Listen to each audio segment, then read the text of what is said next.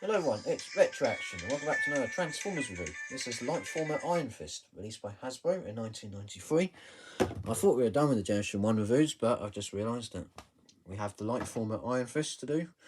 So this is a great figure. Now, of course, the Decepticon counterparts of these guys is the Trakkons. The Lightformers were two Autobots. You got Ironfist and Deftwing. Deftwing's a jet, vertical takeoff landing jet, of course, on the robot. One of these guys, and he's a lot harder to find. This guy's quite hard to find as well. He does have what appears to be gold plastic on him, but it's not actually classified as gold plastic, so or classed as gold plastic. So, but it does have a very. It does look reminiscent of it, so that's interesting. So yeah, I guess you have to be careful there. But either way, yeah, the Lightformers were two Autobots that had a weapon system, like the Trakkons, two Decepticons, Fearswoop and Calcar, who had weapon systems, and basically what happened is they'll be attached to the jet, or here, the Jeep. It'll come off, and you could use it in robot mode and fire it off. In which you can do the same thing here, because there is a thing here, and if you fire it, the gun will go in and out, and you've got the laser fire, which is really cool. That's a really cool gimmick. That's the gimmick. However, mine has actually cracked. There's a tiny crack on this one. You won't see it, but just there's a crack because I pushed this in too far. So I tend to just put it at the top now, at the point where it will hold, but it won't go in all the way because that has cracked the plastic. So that's something to look out for. But yeah, this is Ironfist. He's one of the Lightformers. He's quite a cool Jeep. It's quite nice. I think he is missing some stickers, but yeah, as you can see, he's got the translucent. It's got the fluorescent pink windows again, and this blue and yeah, it's got a good colour scheme to him. It's like a sand, got a sandy colour scheme. It's quite cool. Yeah. And you've got like there's headlights at the top there. I mean, it's a nice colour. It's quite cool. It's not really a brown, is it?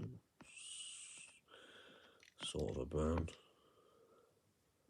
It's a tan colour. It's a tan colour. Yeah. It's a tan and blue Jeep, I would say. And we've got like these grey wheels, which are got some nice chrome in the middle there. Or just the screws, actually. They're just screws. Rolls quite well. That's good.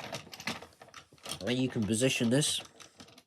And obviously, again, press on this, and it does the pom-pom action with the cannon going in and out. Like that. Really cool. And then this thing, as you can see, there's a clip. There's a thing there, and there's a port there. There's a hole there. Clips in.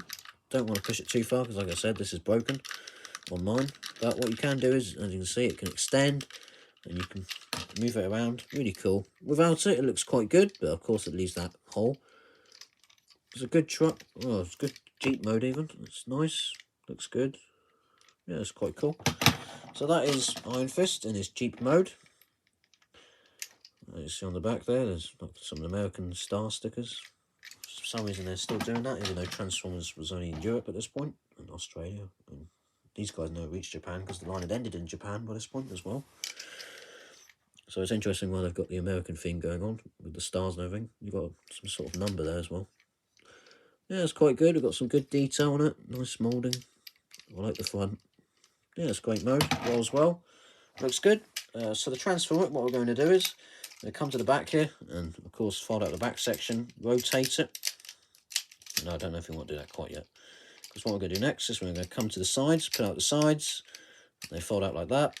And then this bit feels like you're going to break it. You've got to push on the bonnet section and or the hood if you're in America, and that bit will flip around. It's on a joint where it turns. And then what you want to do is you want to flip up the head. My head is a bit loose on mine. And then you bring this all down, collapses in, and the head will come up, and then you fold the arms round like that, and you can put them up and spin it there. And there's Ironfist in robot mode. Looks really cool. Again, he's got the fantastic light piping, which works really nice. Go see actually if I can try and get that to work. Unfortunately, as you can see, mine is actually quite loose. I think it was about £35 for this, something like that. And fortunately, he's really loose. As you can see, he doesn't stand up particularly well. the eBay seller did not tell me that, so, you know, look out for that. It's always an issue.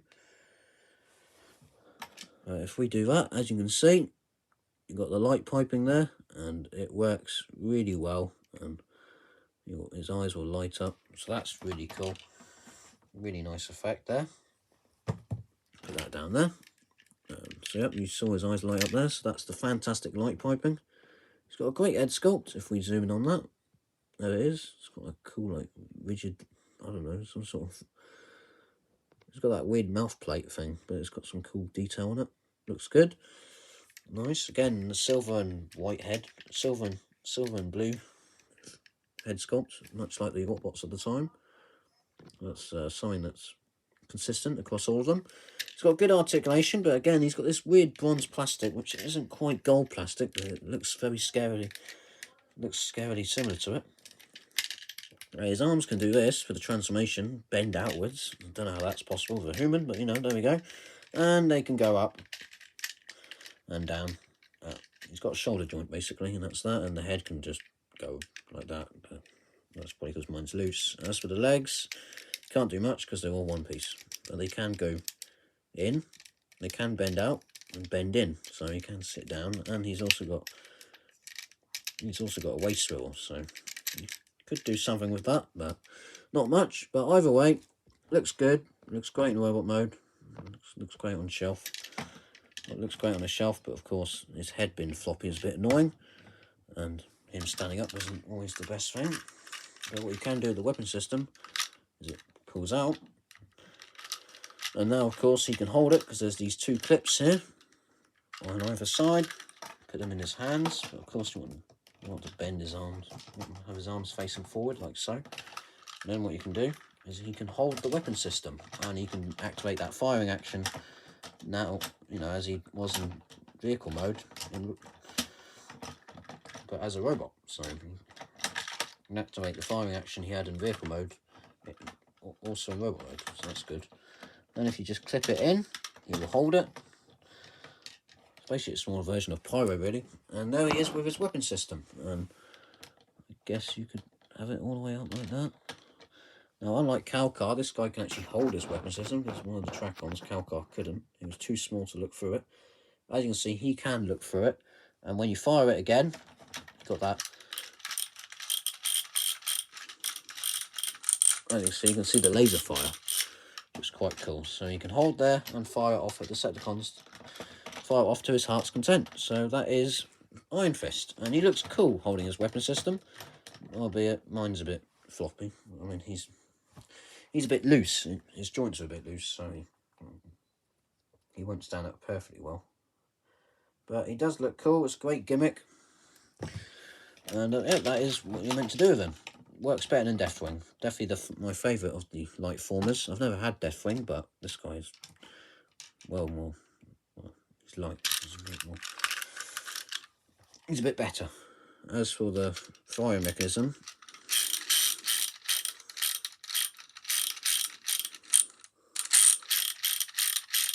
there it is.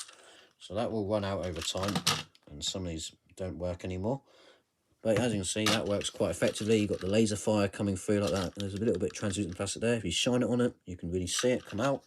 It's really cool. So what you can do is, of course, you can look through it and fire it off. And it's a great gimmick. Really cool figure. This has been Retroaction with the Transformers with Lightformer Ironfist. Great figure. It's never been re-released. I don't think the molds have been used again. It's a real shame, really. It's a great figure. I don't know if he's got an update or anything, like the Universe line or Generations or something like that. But overall, if you can find it, definitely get it. Deathwing does actually have gold plastic. This guy doesn't seem to. This plastic doesn't really break. He is a bit loose, though, so look for that. That's common across all the G1s, though, really. Loose joints, and Generation 2 as well. Of which, that is it for the G1 reviews. And we'll be back with Generation 2 next week. Well, tomorrow, probably. Anyways, for Retroaction, thank you for watching. I'll see you next time. Please like and subscribe if you like the content. And definitely pick this guy up if you can find it. It is again, it is a European exclusive, so it's going to be harder to find. More expensive, but overall, it's worth it if you can find it. £30 at the most, maybe. Whatever that translates into, in dollars and that sort of thing. Don't pay like 50 or anything for that, because that's probably more. Probably want to save up for Thunder Clash if you want to deal with the gold plastic, that is. Anyway, this will be Retraction, Favourite Doctrine, or any G1 like Triptychon or Metroplex. So this guy definitely isn't worth that much, really. Shouldn't pay that much for him, but he's a good addition to the collection. And he looks great with your Transformers on the shelf. Anyway, this will be Retraction, Favourite Doctrine. I'll see you next time. Bye for now.